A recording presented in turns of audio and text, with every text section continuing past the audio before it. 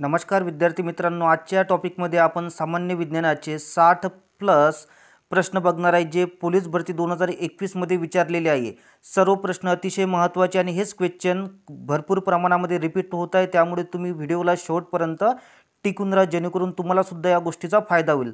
चला तर मग बघूया। या ठिकाणी पहिला प्रश्न दिला आहे, व्हिनेगारमध्ये खालीलपैकी कोणते आम्ल असते? आणि पहिला पर्याय दिला आहे ॲसिटिक, दुसरा दिला आहे सायट्रिक, नंतर दिला आहे टार्टारिक आणि चौथा होता HCl। तर याचं अचूक उत्तर काय येणार आहे? मग तर अचूक उत्तर राहील याचं ॲसिटिक ॲसिड। बघा आता या ठिकाणी जे सायट्रिक ॲसिड दिलं आहे तर हे राहणार आहे तुमचं लिंबूवर्गीय फळामध्ये, टार्टारिक ॲसिड जर म्हटलं तर चिंचेमध्ये राहील आणि HCl जर म्हटलं तुमच्या जठरामध्ये राहणार आहे। नंतरचा प्रश्न बघा, जागतिक रक्तदान दिन कधी साजरा केला जातो? सर्वांनाच माहीत असेल, जागतिक रक्तदान दिन हा 14 जूनला साजरा केला जातो। बघा आता नंतरचा क्वेश्चन आहे, आम्लाची चव कशी असते? तर तुम्हाला याचं उत्तर माहीत असेलच, तर आम्लाची चव कशी राहील? तर आम्लाची चव राहणार आहे आंबट। तर बघा आता कुठली वस्तू जर म्हटली तर हे एक तर आम्ल राहील किंवा मग आम्लारी राहू शकते किंवा मग उदासीन सुद्धा राहील। तर बघा आता तुम्हाला यामध्ये प्रश्न विचारला जाईल आम्ल, त्यानंतर आणि एक राहील तुमचं आम्लारी, एक राहील आम्लारी। तर बघा आम्लाचा pH कुठून कुठपर्यंत राहील? तर आम्लाचा pH राहणार आहे तुमचा 0.1 पासून तर 6.9 पर्यंत, म्हणजे 0 पासून 6.9 पर्यंत तुमचा आम्ल राहील। आणि आम्लारी जर म्हटलं तर तो राहणार आहे तुमचा 7.1 पासून तर इकडे 14 पर्यंत। आणि हा जो आम्ल किंवा जो आम्लारी राहील तर हा कशावर मोजला जाते? त्या स्केलला काय म्हटलं जाते? जी pH स्केल असते ना, तर ते pH स्केलवर काय केलं जाईल? मोजल्या जाईल। आणि जो एखादा पदार्थ राहील ज्याचा गुणधर्म आम्ल किंवा आम्लारी राहणार नाही, तर तो राहील उदासीन, म्हणजेच काय न्यूट्रल। नेक्स्ट क्वेश्चन बघा आता या ठिकाणी, नेक्स्ट क्वेश्चन दिलेला आहे, रक्तातील रिकामी जागा पेशींना सैनिकी पेशी म्हटलं जाते। पर्याय पहिला दिला होता श्वेत रक्तकर्णिका, दुसरा दिला आहे रक्तकर्णिका, नंतर रक्तबिंबिका आणि चौथा दिला आहे रक्तपट्टिका। तर बघा आता अचूक उत्तराचं काय येणार आहे? तर रक्तातील कोणत्या पेशींना सैनिकी पेशी म्हटलं जाते? तर ते म्हटलं जाईल तुमच्या श्वेत रक्तकर्णिकेला, म्हणजेच कोणाला? WBCला। या WBCचं जर सायंटिफिक नाव सुद्धा तुम्हाला विचारलं जाऊ शकते, त्याचं सायंटिफिक नाव आहे एरिथ्रोसाइट, तुम्ही सोबत नोट सुद्धा करू शकता। त्यानंतर बघा रक्तकर्णिकेलाच RBC सुद्धा म्हटलं जाते आणि RBCचं सायंटिफिक नेम आहे ल्युकोसाइट, कारण की RBCच्या जास्त प्रमाणामुळे ल्युकेमिया होते आणि त्यावरून तुम्हाला लक्षात घ्यायचं मग ल्युकोसाइट। त्यानंतर बघा रक्तबिंबिका दिला आहे, रक्तबिंबिकालाच रक्तपट्टिका सुद्धा म्हटलं जाते आणि यालाच प्लेटलेट सुद्धा म्हटलं जाते आणि याचं सायंटिफिक नेम आहे थ्रोम्बोसाइट। आता रक्तपट्टिका, बिंबिकालाच काय म्हटलं जाते? रक्तपट्टिका म्हटलं जाते। आणि त्या पट्टिकेवरून लक्षात ठेवायचं तुम्हाला, जर रक्ताला जर पट्टी जर बांधली तर रक्त काय होते? थांबते आणि त्यावरून त्याचं सायंटिफिक नेम तुम्हाला लक्षात घ्यायचं आहे थ्रोम्बोसाइट। त्यानंतर बघा नेक्स्ट क्वेश्चन आहे, डाळीपासून पुढीलपैकी कोणते पोषक तत्व भरपूर प्रमाणात मिळतात? तर याचं भरपूर जे प्रमाण राहील ते राहणार आहे तुमचं प्रथिनामध्ये, म्हणजे प्रथिन हे सर्वाधिक कशामध्ये राहते? तर डाळीमध्ये। त्यानंतर बघा आता कर्बोदक सर्वाधिक कशामध्ये राहते? तर ते राहील मक्यामध्ये किंवा बटाट्यामध्ये। आणि कर्बोदक हे शरीराला तात्काळ एनर्जी देणारा काय आहे? साधन आहे, म्हणून कर्बोदकाला शरीराचे इंधनसुद्धा म्हटलं जाते। त्यानंतर स्निग्ध पदार्थ हे जे राहील म्हणजे फॅट्स राहील। त्यानंतर बघा आता नेक्स्ट क्वेश्चन आहे, सकाळी सूर्यप्रकाशामध्ये त्वचेखाली कोणते जीवनसत्व तयार होते? असं एकमेव जीवनसत्व जे व्यक्ती तयार करू शकते आणि तेच तुम्हाला सांगायचं या ठिकाणी, तर ते राहील तुमचं व्हिटॅमिन D, म्हणजेच काय? Vitamin D। टोटल जर जीवनसत्व जर म्हटलं तर 6 आहे आणि यासाठी आपण सेपरेट व्हिडिओसुद्धा बघितलेला होता। तर या ठिकाणी बघा जर जे पहिलं जे व्हिटॅमिन दिला एचं सायंटिफिक नेम राहील तुमचं रेटिनॉल, बीमध्ये टोटल 12 व्हिटॅमिन्स येतात। त्यानंतर डचं सायंटिफिक नेम आहे कॅल्सिफेरॉल आणि सीचं सायंटिफिक नेम राहणार आहे तुमचं एस्कॉर्बिक ॲसिड। आणि ईचं जर सायंटिफिक नेम जर म्हटलं तर ईचं राहणार आहे तुमचं टोकोफेरॉल आणि केचं सायंटिफिक नेम जर म्हटलं तर फायलोकिन। नेक्स्ट क्वेश्चन बघूया आपण, पित्त हे या रिकाम्या जागा अवयवामध्ये तयार होते, तर पित्त हे शरीरातील कोणत्या भागामध्ये तयार होते? तर पर्याय पहिला दिला होता मूत्रपिंड, लाळग्रंथी, यकृत आणि नंतरचं होतं फुफ्फुस। तर पित्त हे कुठं तयार होते? तर ते होते यकृतामध्ये। आणि तुम्हाला कमेंट्समध्ये सांगायचं आहे की पित्त हे यकृतामध्ये तयार झाल्यानंतर कुठं साठवलं जाते? नंतरचा प्रश्न बघा आता, नंतरचा प्रश्न दिला या ठिकाणी, डॉट्स हा उपचार कोणत्या रुग्णासाठी आहे? तर पर्याय पहिला होता पोलिओ, नंतरचा हिपॅटायटिस, नंतर एड्स आणि नंतर दिला होता क्षय. तर डॉट्स हा उपचार क्षय या रुग्णासाठी आहे. त्यानंतर बघा आता बटाटा, कांदे यासारख्या भाज्यांना कोंब येऊ नये म्हणून कोणत्या किरणांचा मारा केला जातो? तर याचं उत्तर बहुधा सर्वांनाच माहीत असेल, तर यासाठी गॅमा किरणांचा मारा केला जातो. तर तुम्हाला यामध्ये बघा प्रश्न असा सुद्धा विचारला जाऊ शकते, तर या 3 किरणापैकी भेदनशक्ती सर्वाधिक कोणाची आहे? तर भेदनशक्ती जर म्हटली तर भेदनशक्ती सर्वाधिक राहणार आहे तुमची गॅमाची, म्हणजे सर्वाधिक राहील तुमची गॅमाची, सर्वात जास्त राहणार आहे.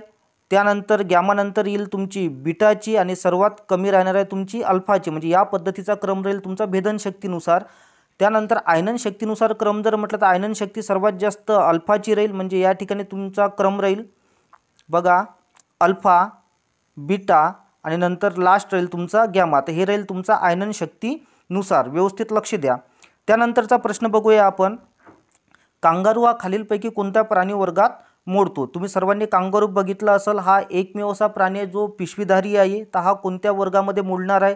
तर पक्ष्यामध्ये येतो का तो? तर नाही. सरीसृपमध्ये आहे का? नाही. उभयचरमध्ये आहे का? नाही. तर तो येणार आहे तुमचा सस्तन या प्राण्यामध्ये, म्हणजे सस्तन प्राण्यामध्ये पिशवीधारी जर म्हटलं तर कोण आहे? कांगारू. नंतरचा क्वेश्चन बघूया आपण 11 नंबरचा, जागतिक आरोग्य दिन म्हणून कधी साजरा केला जातो? तर बघा हा जागतिक आरोग्य जो दिन आहे हा WHO काय करते? साजरा करतो. आणि हा केव्हा साजरा करतो? तो करतो 7 एप्रिलला. सर्व प्रश्न अतिशय महत्त्वाचे आणि हेच प्रश्न एक्झाममध्ये रिपीट होत आहे, म्हणून मित्रांनो तुम्ही व्यवस्थित या प्रश्नांकडे लक्ष द्या.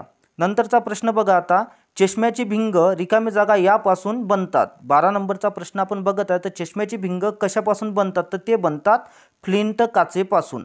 कशापासून? मग फ्लिंट काचेपासून. नंतरचा प्रश्न बघूया आपण, बघा आता नंतरचा प्रश्न दिला आहे, मानवी शरीराचे तापमान रिकामी जागा फॅरेनहाइट असते. तर बघा या ठिकाणी तुम्हाला फॅरेनहाइटमध्ये टेम्परेचर मोजलेलं आहे. तर मानवी व्यक्तीचं फॅरेनहाइटमध्ये जे टेम्परेचर आहे ते आहे 98.6 फॅरेनहाइट.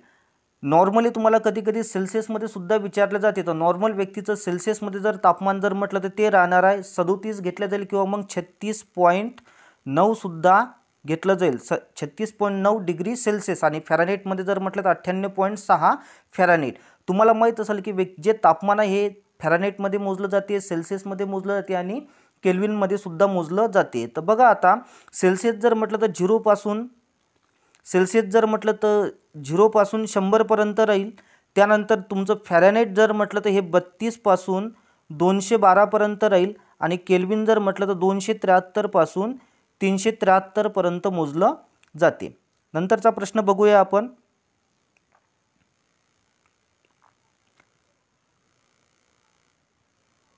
नेक्स्ट क्वेश्चन आहे या ठिकाणी, हेमॅटॉलॉजी हे शास्त्र कशाशी संबंधित आहे? तर म्हणजे कशाच्या अभ्यासाला हेमॅटॉलॉजी असं म्हटलं जाते? तर ते म्हटलं जाईल तुमच्या रक्ताच्या अभ्यासाला, कारण की रक्तामध्ये हिमोग्लोबिन जास्त असते आणि या हिमोग्लोबिनवरूनच तुम्हाला लक्षात घ्यायचं आहे हेमॅटॉलॉजी. यासाठी सुद्धा आपण एक सेपरेट व्हिडिओ बनवलेला आहे, इतर गोष्टीसाठी सुद्धा तुम्ही बघू शकता.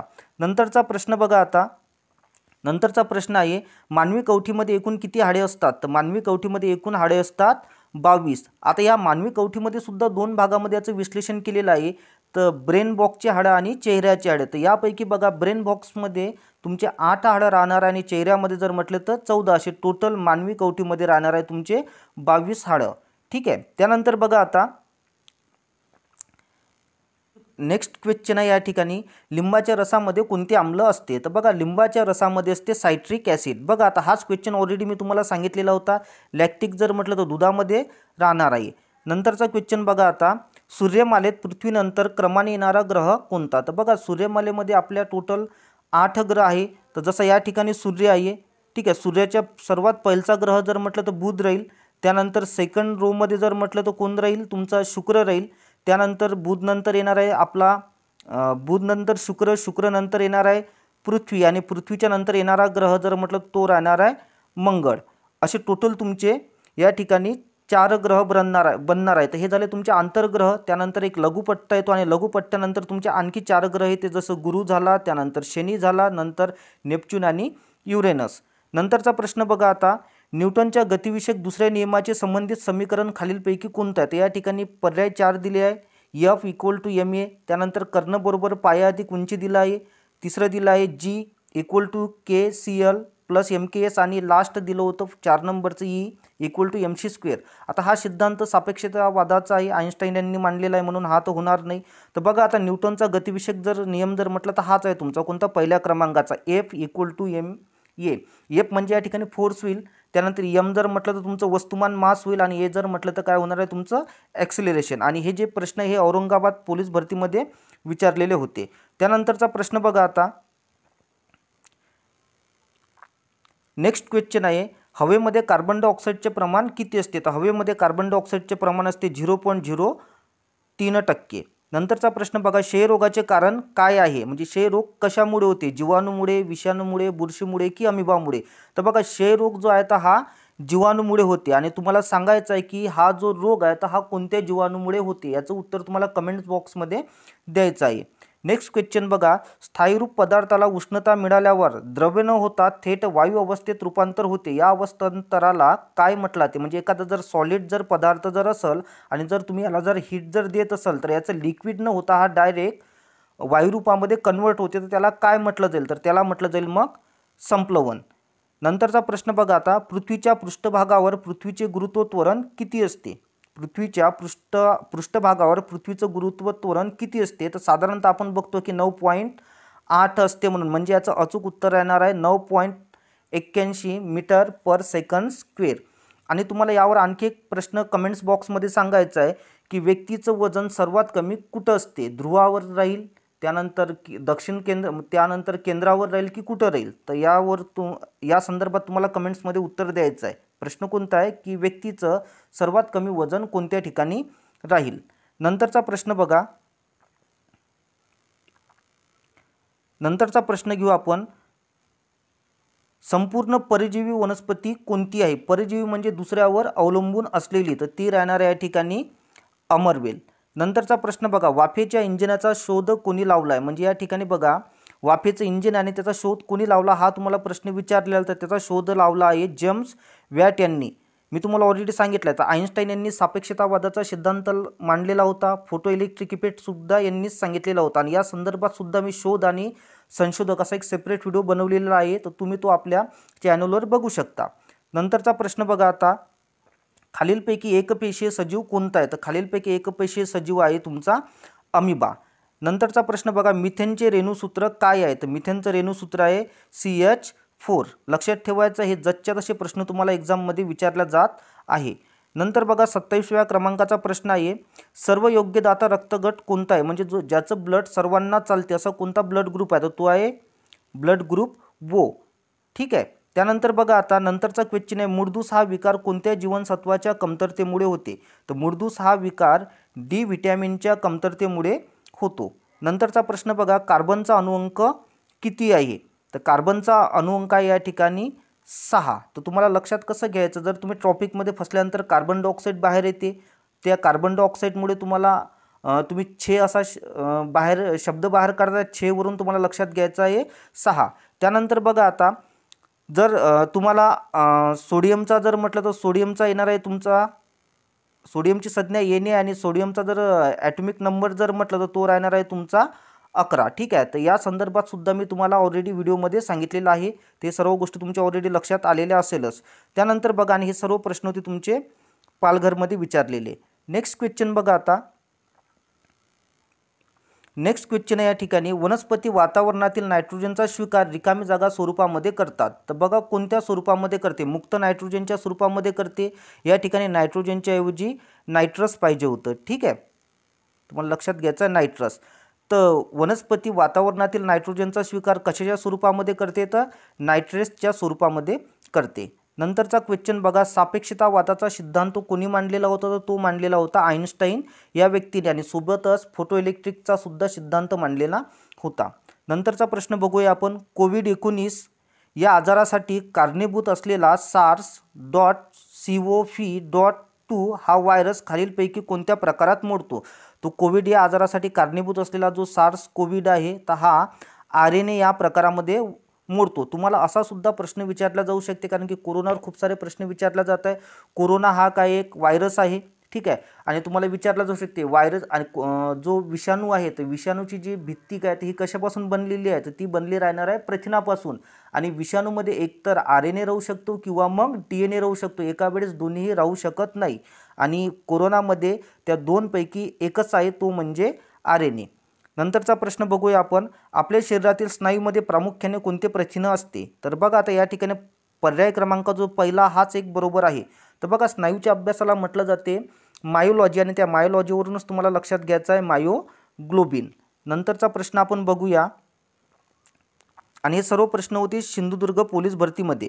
त्यानंतर बघा आता नंतरचा प्रश्न या ठिकाणी दिला आहे, ऑर्निथोलॉजी या शास्त्रामध्ये कशाचा अभ्यास केला जातो. तर ऑर्निथोलॉजीमध्ये पक्ष्यांचा अभ्यास केला जातो. तर बघा मित्रांनो, प्रत्येक तुम्हाला शास्त्र आणि त्या संबंधित शाखा दिलेली आहे, म्हणून तुम्ही सर्व शाखा आणि त्या संबंधित जे शास्त्र दिलं आहे हे व्यवस्थित बघून घ्या एक वेळा. नंतरचा प्रश्न दिला आहे, सॅनिटायझरमध्ये मुख्यतः कोणता घटक असतो. ब्लिचिंग पावडर राहणार आहे का तर राहणार नाही. तर बघा या ठिकाणी तुमचं अचूक उत्तर येणार आहे आयसोप्रोपिक अल्कोहोल. सल्फर आणि लाईम सोडा सुद्धा या ठिकाणी येणार नाही. तुम्ही बहुधा खूप वेळा बघितलं असेल, काही लोकांनी जेव्हा दारूबंदी करण्यात आली होती मध्यंतरी किंवा लोकांना मद्यपान मिळत नव्हतं त्यावेळेस लोकांनी अल्कोहोल म्हणून सॅनिटायझर पिऊन घेतलेलं होतं. तर म्हणून या ठिकाणी तुम्हाला अल्कोहोलहून लक्षात घ्यायचं होतं. नंतरचा प्रश्न बघा, राष्ट्रीय विषाणू संस्थेचा मुख्यालय कोणत्या ठिकाणी आहे. कारण की हा प्रश्नसुद्धा कोरोनाशी संबंधित आहे, कारण की कोरोना हा एक विषाणूजन्य बिमारी आहे. तर याचं मुख्यालय दिलं आहे पुणे या ठिकाणी. नंतरचा प्रश्न बघा, आणि हे सर्व प्रश्न विचारले गेले होते मुंबई शहर पोलीस भरती 2021मध्ये. सॉरी मिस्टेकने या ठिकाणी 19 झालेलं आहे. त्यानंतर बघा आता नंतरचा प्रश्न या ठिकाणी दिला, 1 लिटर म्हणजे किती मायक्रोमीटर होणार आहे. तर या ठिकाणी 1 लिटर म्हणजे होणार आहे 10⁻⁻6. नंतरचा प्रश्न बघा, माझे कुटुंब माझी जबाबदारी ही मोहीम महाराष्ट्र राज्याने सुरू केलेली आहे आणि ही मोहीम कोणत्या रोगाच्या पार्श्वभूमीवर सुरू केलेली आहे. तर ही मोहीम सुरू केली आहे कोविड-19च्या पार्श्वभूमीवर. त्यानंतरचा प्रश्न बघा, ध्वनीच्या अभ्यासाला काय म्हटलं जाते.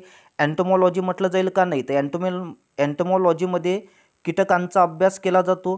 त्यानंतर ॲस्ट्रॉनॉमीमध्ये होईल का तर नाही. तर ॲस्ट्रॉनॉमीमध्ये ग्रहताऱ्यांचा अभ्यास केला जातो. ऑर्निथोलॉजीमध्ये पक्ष्यांचा अभ्यास केला जातो. म्हणजे या ठिकाणी उरलेला ऑप्शन कोणता तर पर्याय क्रमांक 3. तर बघा ध्वनीचा अभ्यासाला काय म्हटलं ते मग एकॉस्टिक असं म्हटलं जाईल. नंतरचा प्रश्न बघूया, बघा कोरोना संदर्भात आहे, कोविड-19 विरुद्ध भारत सरकारला मदतीसाठी भारतीय सैन्य दलाने 27 मार्च 2020 रोजी कोणते अभियान सुरू केले. तर बघा या ठिकाणी कोणतं अभियान सुरू केलेलं होतं. तर अभियान होतं ऑपरेशन नमस्ते. तुम्हाला कसं लक्षात घ्यायचं आहे की कोरोना काळामध्ये तुम्हाला हात मिळवायचा नव्हता, दुरूनच काय करायचा होता, नमस्कार करायचा होता. यावरूनच तुम्हाला ऑपरेशन नमस्ते लक्षात ठेवायचं आहे. आणि बघा मित्रांनो, कोरोना संदर्भात ऑलरेडी एक मी सेपरेट व्हिडिओ बनवलेला आहे. ज्या लोकांनी तो बघितला नसेल त्यांनी तो बघून घ्यावा, जेणेकरून एक्झाममध्ये तुम्हाला त्या गोष्टीचा सुद्धा फायदा होईल. नंतरचा बघूया आपण क्वेश्चन. बघा आता नंतरचा प्रश्न दिला, यामध्ये खालीलपैकी कोणत्या माध्यमातून ध्वनीचे सर्वाधिक वेगाने वहन होते. तर बघा या ठिकाणी ध्वनी दिला आहे, तर या ठिकाणी पाहिजे होतं आपलं ध्वनी. खालीलपैकी कोणत्या माध्यमातून ध्वनीचे सर्वाधिक वेगाने वहन होते. तर कशामध्ये होणार. आता सर्वाधिक ध्वनी वाहणार आहे तुमचे सॉलिडमधून, म्हणजे या ठिकाणी तुमचं अचूक उत्तर राहणार आहे पोलाद. नंतरचा प्रश्न बघूया आपण, आदिवासी भागात माता मृत्यू आणि अर्भक मृत्यू कमी व्हावेत यासाठी राज्यातील 15 जिल्ह्यात 1995-96 पासून एक योजना राबवली जात आहे. त्या योजनेचं नाव काय आहे. तर त्या योजनेचं नाव आहे नवजीवन योजना. बघा नेक्स्ट क्वेश्चन आहे, फुफ्फुसांचे मुख्य कार्य काय आहे. तर फुफ्फुसांचं मुख्य कार्य आहे रक्ताचं शुद्धीकरण करणे. ठीक आहे, रक्तपुरवठा करणे हे फुफ्फुसाचं काम नाही, ते हृदयाचं काम आहे. ठीक आहे, आणि फुफ्फुसाचं काम जर म्हटलं तर रक्ताचं शुद्धीकरण करणे. नेक्स्ट क्वेश्चन बघूया, कोरडी हवा विजेची रिकामी जागा असते. तर कोरडी हवा ही विजेचं काय आहे तर दुर्वाहक आहे. त्यानंतरचा प्रश्न बघूया, रक्तामध्ये गुठळा निर्माण होणे या रोगास काय म्हटलं जाते. जर तुमच्या ब्लडमध्ये जर गुठळ्या जर निर्माण जर होत असेल तर याला काय म्हटलं जाईल. तर त्याला म्हटलं जाते मग थ्रोम्बोसिस. ठीक आहे, हायड्रोफोबिया जर म्हटलं तर तुमची एक ते व्हायरल डिसीज आहे, कुत्रा चावल्यामुळे होऊ शकते. तर याचं अचूक उत्तर राहणार आहे तुमचं थ्रोम्बोसिस राहणार आहे. त्यानंतर बघा आता 46 नंबरचा क्वेश्चन आहे, रात आंधळेपणा हा नेत्रविकार कोणत्या कारणाने होतो. तर चष्माचा वापर केल्यानं होतो का तर नाही. तर हा होतो अजीवनसत्वाच्या अभावामुळे, आणि अजीवनसत्वाचं सायंटिफिक नेम मी तुम्हाला सांगितलं आहे रेटिनॉल म्हणून. त्यानंतरचा प्रश्न बघूया आपण, नंतरचा प्रश्न आहे, रोग निदान करण्यासाठी शरीरातील एखाद्या भागाचा तुकडा काढून त्याची तपासणी करणे याला खालील कोणती संज्ञा अशी दिली जाते? जर तुम्हाला बॉडीमधला जर एखादा भाग जर काढला, एखाद्या भागाचा तुकडा जर काढला आणि त्यावरून तपासणी केली जाते, त्या तपासणीला म्हटलं ते बायोप्सी. ठीक आहे. त्यानंतरचा क्वेश्चन बघा, एक हॉर्स पॉवर म्हणजे किती वॅट होणार आहे? तर एक हॉर्स पॉवर म्हणजे होणार आहे 746 वॅट होईल. त्यानंतरचा प्रश्न बघूया आपण, विश्वातील सर्व वस्तूवर कार्य करणारे बल म्हणजे कोणतं बल आहे? तर विश्वामध्ये जे काही वस्तू दिलेले असेल त्या सर्व वस्तूवर एकच बल कार्य करते आणि त्या बलाला म्हटलं ते गुरुत्व बल. नंतरचा प्रश्न बघूया, कोरोना संदर्भात दिलेला आहे, कोरोना प्रतिबंधक लस म्हणून भारतात सध्या कोणकोणती लस दिली जाते? तर या ठिकाणी बघा, स्पुटनिक 5 दिली आहे, कोविशिल्ड दिली आणि कोवॅक्सिन दिली आणि शेवटचा ऑप्शन होतो वरीलपैकी सर्व. तर बघा मित्रांनो, कोरोना प्रतिबंधासाठी या तिन्ही प्रकारच्या लस दिली जातात. तर तुम्हाला सांगायचं आहे की या 3 लसीपैकी भारताद्वारे कोणती लस तयार करण्यात आलेली आहे आणि सिरमद्वारे कोणती लस तयार करण्यात आलेली आहे? या दोन्ही प्रश्नाचं उत्तर तुम्हाला कमेंट्स बॉक्समध्ये सांगायचं आहे. त्यानंतर बघा आता, तर बघा मित्रांनो, मी सांगून देतो या ठिकाणी बघा, तो कोवॅक्सिन हे भारत सरकारनं तयार केलेली आहे, तर कोविशिल्ड जर म्हटली तर हे सिरम इन्स्टिट्यूट यांनी तयार केलेली होती. नंतरचा क्वेश्चन बघूया आपण या ठिकाणी. बघा, RT-PCR ही कोरोनावरील काय आहे? चाचणी आहे आणि तुम्हाला माहीत असेल 2 पद्धतीच्या चाचण्या होत्या, एक होती RT-PCR आणि एक जो स्त्राव घेतला जात होता, एक RT-PCR होती आणि एक होती तुमची रॅपिड टेस्ट. तर बघा आता या ठिकाणी RT-PCRचा तुम्हाला फुल फॉर्म विचारलेला आहे, तर व्यवस्थित लक्ष द्या. Reverse transcription polymers chains research. पुन्हा तुम्हाला या पद्धतीचा क्वेश्चन विचारला जाऊ शकते. नंतरचा प्रश्न बघा, खालीलपैकी कशास चुंबकीय पदार्थ म्हणता येईल? तर खालीलपैकी तुम्हाला कशाला चुंबकीय पदार्थ म्हणता येईल? तर तो म्हणता येईल कोबाल्टला. नंतरचा प्रश्न बघा आता, आरशाचा ध्रुव आणि नाभी यांच्यातील अंतर याला नाभी अंतर असं म्हटलं जाते. नाभी अंतर हे वक्रता त्रिज्याच्या रिकामी जागा असते, तर ते किती राहते? ती राहणार आहे निम्मी. त्यानंतरचा प्रश्न बघा, निताला वीज चमकल्याच्या 4 सेकंदानंतर विजेचा आवाज ऐकू आला, तर वीज नितापासून किती अंतरावर असेल? तर ती नितापासून राहणार आहे, तर बघा या ठिकाणी ती राहील तुमची 1360 मीटर. हा प्रश्न व्यवस्थित लक्ष द्या. बघा, निताला वीज चमकल्याच्या 4 सेकंदानंतर विजेचा आवाज ऐकायला आला, तर तिच्यापासून ती किती लांब असणार आहे? तर ती राहणार आहे 1360 मीटर. नंतरचा प्रश्न बघा या ठिकाणी, कोरोना संकटात सध्या उपयोगी पडणारा साथरोग कायदा ब्रिटिशांनी रिकामी जागा या साली प्लेगच्या साथीमध्ये ऑलरेडी केलेला होता, तर ते साल तुम्हाला या ठिकाणी विचारलेलं आहे, तर ते साल राहणार आहे तुमचं 1897. जसच्या तसं तुम्हाला साल या ठिकाणी पाठ करायचा आहे, म्हणजे हा क्वेश्चन पुन्हा रिपीटसुद्धा होऊ शकते. त्यानंतरचा प्रश्न बघा आता 56 नंबरचा आहे, नियमित मद्यपानामुळे म्हणजे दारू पिल्यामुळे रिकामी जागा या जीवनसत्वाचा अभाव होतो. तो कोणत्या जीवनसत्वाचा अभाव होतो? तर पी पद्धतीचं कुठलं व्हिटॅमिन्स नाही आहे, तर ते होणार आहे व्हिटॅमिन्स बी. आणि तुम्हाला याचं उत्तर कमेंट्स बॉक्समध्ये द्यायचं आहे की आम्ही तुम्हाला सुरुवातीलाच सांगितलं होतं की बी मध्ये टोटल तुमचे 8 व्हिटॅमिन्स येतात, तर त्यापैकी कोणत्या व्हिटॅमिनमुळे या जीवनसत्व बघा आता, तो कोणत्या व्हिटॅमिनची कमतरता जास्त अति मद्यपानामुळे होऊ शकते, तुम्हाला ते सांगायचं आहे कमेंट बॉक्समध्ये. नंतरचा प्रश्न बघा, नंतरचा प्रश्न दिला, अतिशय सोपा प्रश्न आहे या ठिकाणी. तर बघा, पाण्याचं रेणुसूत्र काय आहे? तर पाण्याचं रेणुसूत्र आहे H2O. त्यानंतरचा प्रश्न बघा या ठिकाणी, कोणत्या द्रव्यामुळे झाडाची पाने हिरवी दिसतात? तर ती दिसतात क्लोरोफिलमुळे. नंतरचा प्रश्नसुद्धा अतिशय सोपाच आहे, मिठाचं रेणुसूत्र तुम्हाला विचारलं आहे, सर्वांना माहीत असेल मिठाचं रेणुसूत्र आहे NaCl. त्यानंतर बघा आता पुन्हा नंतरचा प्रश्न दिला आहे, इन्सुलिन स्त्रवण रिकामी जागा यामधून होते. आपल्या शरीरामधून जे इन्सुलिनचं जे स्त्राव होतो तो कोणत्या ग्रंथीमधून होतो? पिट्युटरी ग्रंथीमधून, त्यानंतर यकृतामधून, पॅराथायरॉइडमधून की स्वादुपिंडामधून? तर याचं अचूक उत्तर राहणार आहे तुमचं स्वादुपिंड. आणि बघा मित्रांनो, ही जी पिट्युटरी ग्लँड्स आहे ही तुमची सर्वात लहान अंतःस्रावी ग्रंथी आहे. त्यानंतर बघा, आणि सर्वात मोठी जर ग्रंथी जर म्हटली ती आहे तुमची यकृत, जी काय आहे बहिस्त्रावी. म्हणजे बहिस्त्रावी ग्रंथी जर म्हटली सर्वात मोठी तर यकृत राहील, आणि सर्वात लहान अंतःस्रावी ग्रंथी जर म्हटली तर पिट्युटरी राहणार आहे. त्यानंतरचा प्रश्न बघा 61व्या क्रमांकाचा आहे, या ठिकाणी हर्ट्स पाहिजे होतं. ठीक आहे. बघा हर्ट्स हे रिकामी जागा या मापनाचे एकक आहे. तर हर्ट्समध्ये काय मोजले जाईल तर ती मोजली जाईल वारंवारता. नंतरचा प्रश्न बघा, यकृत हा अवयव शरीरातील रिकामी जागा याशी संबंधित आहे. तर यकृत हा अवयव पचन संस्थेशी संबंधित आहे. मित्रांनो, निश्चितच आजचा व्हिडिओ तुम्हाला आवडलेला असेल तर तुम्ही व्हिडिओला लाईक करू शकता, इतरांपर्यंत शेअरसुद्धा करू शकता. जर तुम्ही चॅनलला अजूनही सबस्क्राईब केलेलं नसेल तर तुम्ही नवीन इन्फॉर्मेशनसाठी सबस्क्राईबसुद्धा करू शकता. धन्यवाद.